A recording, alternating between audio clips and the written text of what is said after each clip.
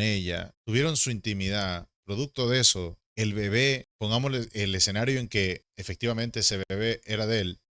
Hermanos, juegas en el Flamengo, no creo que ganes 1.000 reales, ¿sabes? Entonces, ¿qué te cuesta tener los huevos y decir, ¿sabes qué? Es mi hijo, sí, pasó algo. Y si dudo, pues vamos al segundo escenario, vamos a comprobar que es mi hijo y a partir de ahí, ¿sabes? No quiero una relación con la mamá, sino más bien quiero hacerme responsable de mi hijo, pero son cosas. Gente, vamos a reaccionar a un video nada que ver de lo que veníamos haciendo dentro del canal, pero es algo sobre el deporte que a mí más me gusta y me apasiona, que es el fútbol. El fútbol, ¿verdad? El lado oscuro del fútbol. Ustedes saben que todos estos videos se encuentran siempre en la descripción cuando los reaccionamos en el canal. Así que, sin nada más que decir, ¡vamos allá, boludo! El fútbol es un deporte hermoso y apasionante. Tiene la capacidad de hacerte llorar tanto de felicidad como de tristeza. En él existen miles de historias sobre hazañas, logros y momentos emocionantes, pero también en él se ocultan historias y casos perturbadores que pocas veces son mencionados. Estos videos, estilo creepy, me encantan. Pero antes de adentrarnos en la cita de hoy,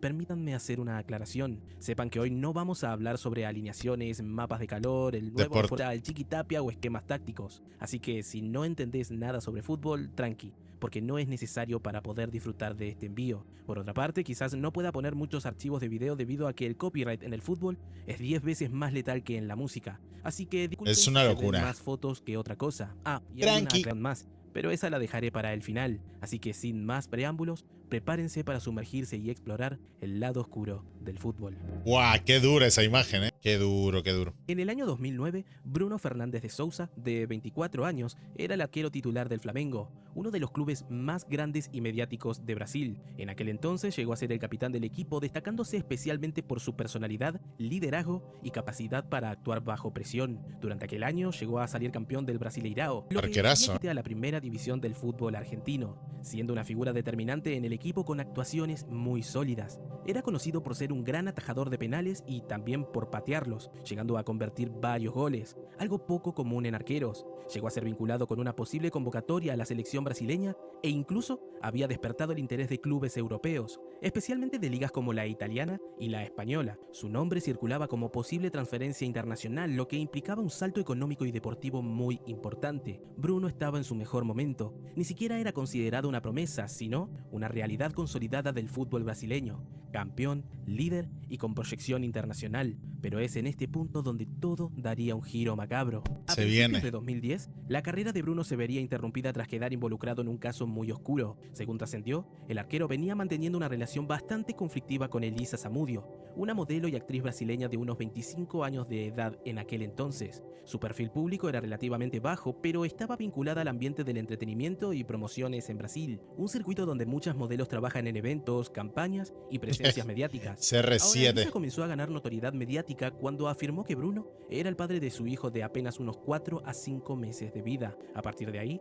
la mujer inició acciones legales por reconocimiento de paternidad, exigiendo manutención económica. Por otra parte, denunció haber sufrido amenazas y episodios de violencia. Elisa había expresado temor por su seguridad debido a que estaba enfrentando sola un conflicto legal con una figura pública poderosa, y ese temor no era para nada infundado. El 4 de junio de 2010, Elisa Zamudio fue vista por última vez ingresando a una propiedad de Bruno en Minas Gerais, capital de Belo Horizonte. A partir de ese momento, desapareció y jamás volvió a ser vista, por lo menos hasta el momento en que me encuentro escribiendo este guión. La desaparición de Elisa desembocó en una investigación que se fue construyendo a partir de una serie de indicios que, combinados, apuntaron directamente contra Bruno. Personas del entorno del futbolista comenzaron a dar versiones inconsistentes sobre el paradero de Elisa, brindando explicaciones que no coincidían entre sí, aunque el punto de quiebre fue la declaración de un adolescente primo de Bruno, quien afirmó que Elisa había sido retenida contra su voluntad para ser sometida a episodios de violencia física y finalmente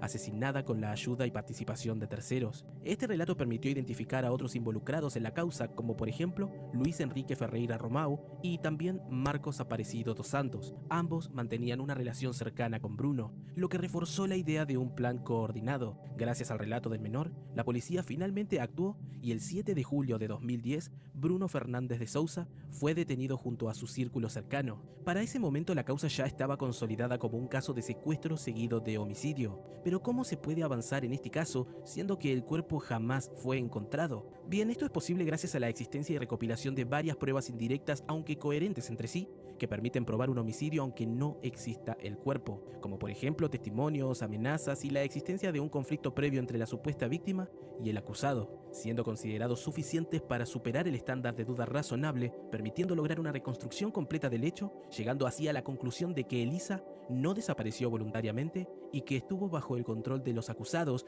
para finalmente ser asesinada por los mismos. Madre Por mía. todo esto, la fiscalía formuló una acusación por homicidio agravado, secuestro y ocultamiento de cadáver. Luego de que un juez determine que había una base sólida para llevar el caso a juicio, los acusados fueron enviados a juicio oral, juicio en el que el tribunal consideró probado que Elisa Zamudio había sido secuestrada, detenida y asesinada mediante una acción coordinada entre varios participantes. Como un agravante clave, se determinó que el móvil del crimen era evitar responsabilidades sobre la paternidad del hijo de Elisa, ya que para Qué estupidez, hermano. Ganando lo que ganas en un equipo de los más grandes de Brasil, por no decir el más grande, con Corinthians. Hacer una estupidez de eso y tirarla a la mierda tu futuro y tu vida. No soy quien para juzgar tampoco, ¿no? Pero dime que no te indigna eso, man. Yo no puedo justificar de ninguna manera a ninguna persona por ganar menos o más dinero que haga esto. No lo puedo hacer porque es inhumano, ¿no? Pero este pana, man, si estuvo en una relación con ella, tuvieron su intimidad, producto de eso, el bebé, pongámosle el escenario en que efectivamente ese bebé era de él.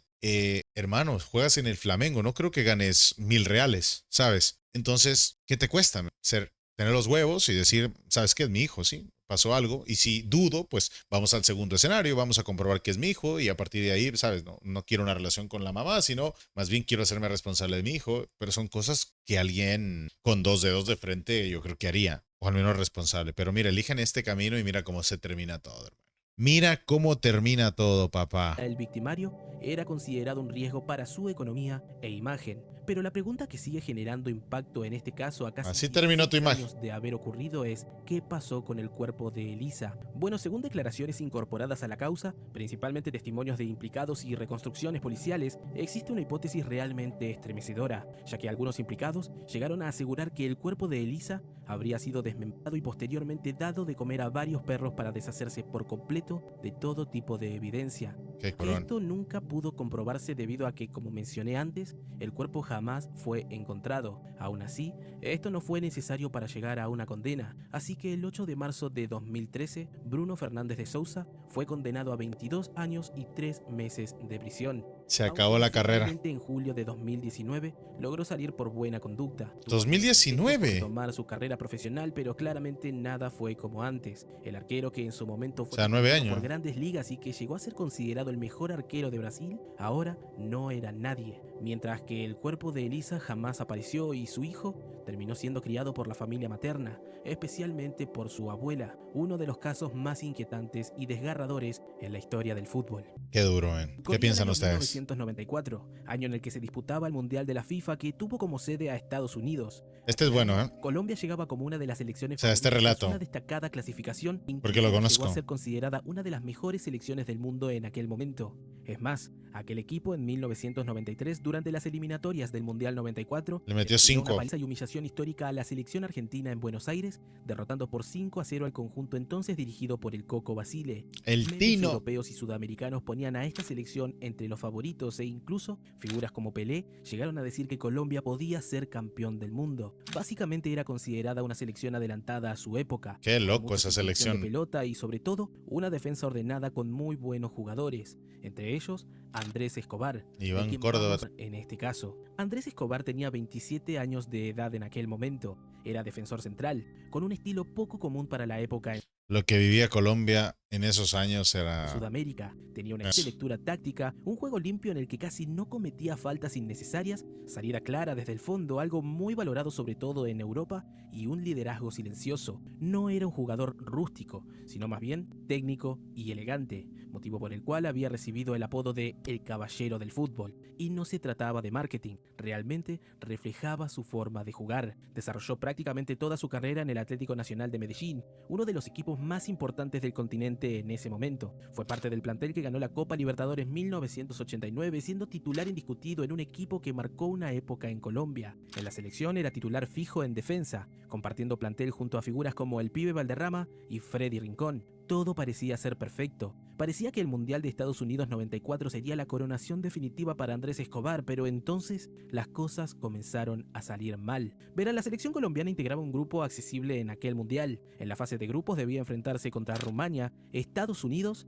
y Suiza. En los papeles, Colombia debía clasificar a los octavos de final de En los forma tranquila, papeles, pero en el primer partido recibieron un golpe inesperado. Rumania sorprendería a todos derrotando a la prometedora Colombia por 3-1, algo que no Ay, qué estaba en duro. los planes de absolutamente nadie. Como sabrán, en la fase de grupos de un mundial los partidos son pocos y los puntos valen mucho, por lo que empezar con una derrota era equivalente a quedar inmediatamente contra las cuerdas. De esta manera llegaban al segundo encuentro por fase de grupos, donde debían enfrentarse a Estados Unidos, y este partido sería el principio del fin. Con Colombia jugándose todo en ataque, se produce una contra del equipo rival donde un jugador de la selección de Estados Unidos tira un centro desde la izquierda. Lamentablemente, Andrés Escobar, quien justo llegaba para cerrar y cortar el centro, Ay, qué tuvo la duro. mala suerte de empujar accidentalmente la pelota contra su propio arco, metiendo un gol en contra. El tipo quería rechazar y como no llega, la mete. No le llega a dar de lleno, ¿ven?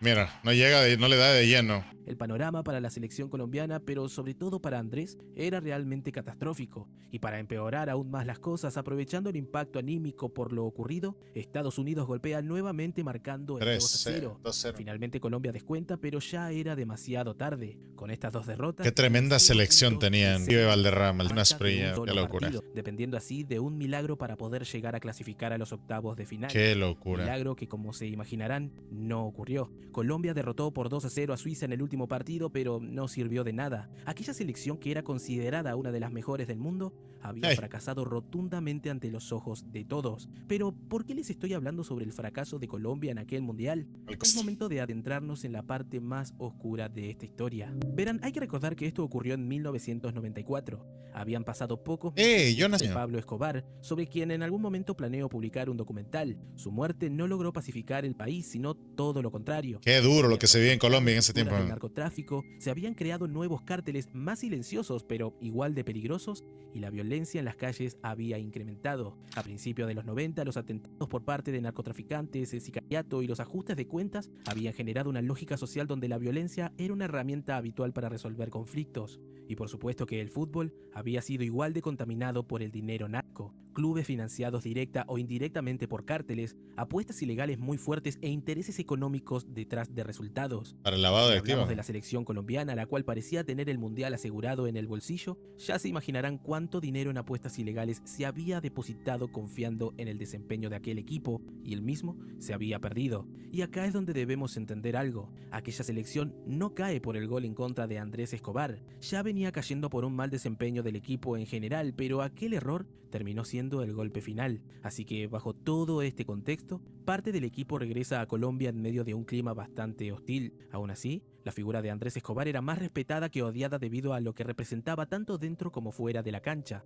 pero era innegable que la frustración de la gente por el fracaso rotundo de su selección se hacía sentir. Críticas, burlas y señalamientos al equipo era algo de cada día entre los hinchas. Es por eso que el jugador llegó incluso a publicar una columna llamando a la calma, a seguir adelante y no caer en la violencia. En aquella columna escribió la frase "La vida no termina aquí", una frase que poco Esta no me la sabía, iba esta a parte. cobrar un sentido bastante perturbador. El 2 de julio de 1994, apenas unos días después de la eliminación de la selección colombiana, ocurrió algo que logró conmocionar por completo al mundo del fútbol. Aquella noche, Andrés Escobar decide salir con amigos a un bar ubicado en El Poblado, uno de los barrios más exclusivos y de Medellín. La noche transcurrió con total normalidad. Dentro del local todo estuvo bien. El problema llegaría al momento de retirarse. En ese momento, Escobar se dirige al estacionamiento y es en ese preciso instante que tiene un cruce con un grupo de hombres, entre ellos Humberto Muñoz Castro, un escolta, es decir, guardaespaldas, vinculado a empresarios con conexiones en el mundo del narcotráfico y, como se imaginarán, De ley estaba esa armado. noche iba armado. Es en ese momento que comienza un intercambio de palabras entre el futbolista y el delincuente, donde este último le recriminaba cosas sobre el mundial, sobre todo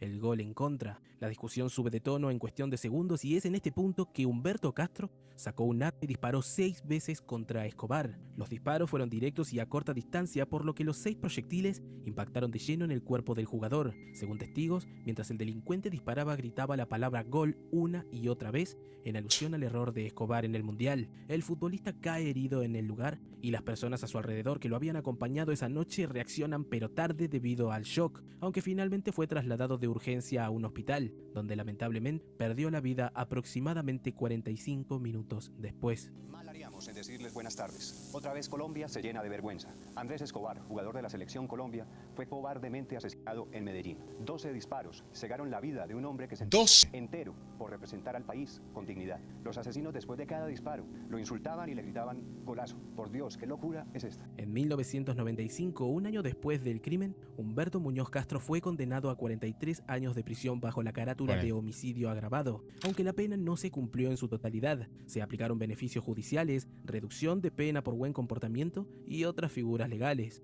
por lo que el tiempo efectivo en prisión fue aproximadamente de 11 años, siendo liberado en el año 2005. El caso de Andrés Escobar es uno de los más impactantes de la historia del fútbol, debido a que nos muestra hasta qué punto puede ser la locura de una persona por un simple resultado en un partido. Esto ya no se trata de pasión ni de fanatismo, sino de un lado oscuro al que pocas veces ya va por encima de todo. Distinta habría sido la historia si ese error no hubiera ocurrido. Tristemente, lo que debe verse como un simple error en un juego termina convirtiéndose en un error que le costó la vida a un ser humano. Pero lo que más me interesa saber a mí es qué opinan ustedes sobre todo lo que vieron el día de hoy. Sé que muchos se preguntarán por qué no incluí casos como el de Chapecoense o similares, y eso es debido a que ese tipo de casos que también tienen que ver con el mundo del fútbol no son tan cuentan creepy más como tragedias que como casos de crímenes. Así que dependerá del apoyo que le brinden a este video y de sus comentarios.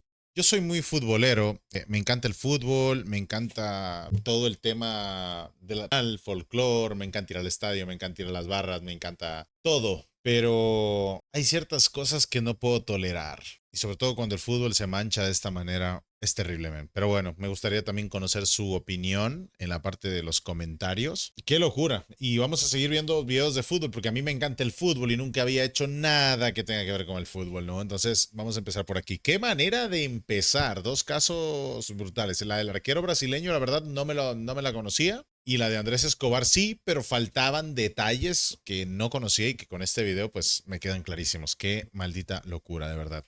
Pero bueno, no se olviden dejar su like y nada, nos vemos en un próximo videito. Suscríbanse. Chao, chao.